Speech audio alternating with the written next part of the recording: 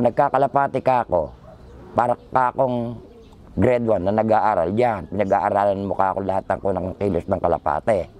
At saka yung timing ng panahon, andiyan ang malaking kuwan sa timing ng panahon. Hindi ubre ka mo yun, nasa salap, bigay ka ng gamot.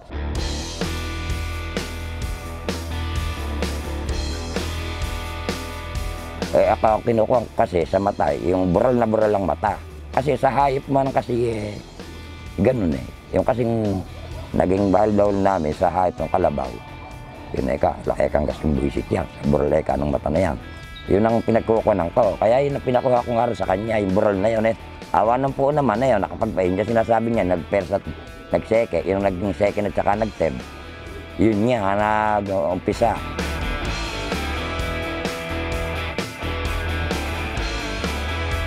Dito sa lap na yan, ako nag-breed. Tinatanong lang niya sa akin kung anong line, kung anong kuha niyan. Ganun ka ako yan.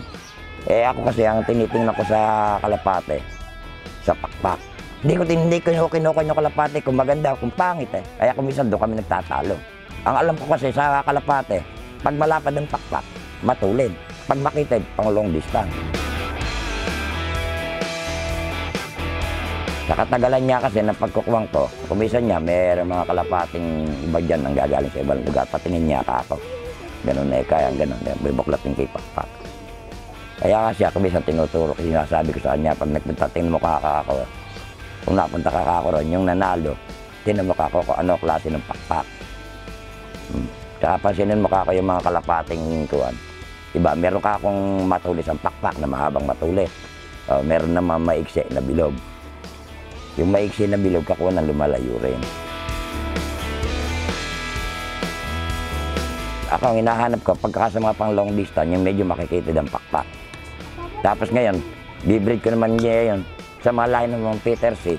Para yun, mababagal yun, para bumilis-bilis sila. Ngayon, katulad niya niyang nag-champion na yan, nakuha. Hindi ko rin naiisip na gano'n. Yung kako, Chris, matuling ka ako ng may itlog. Hindi ka ako dapat tanggalin. Basta ako may itlog, sigurado, abangan mo. Ayun. Nagturo sa inyo? Ala lang nagturo sa akin ng kuwan. Basta sa sarili ko lang. Basta ako, yung sinasabi ko sa kanya kung ano yung dapat gawin. Kinukunan ko pa rin siya, sinisikonan ko siya. Ako, dito lang ako sa amin. Pero marami tao nagpupunta rito, ako nakakabidahan.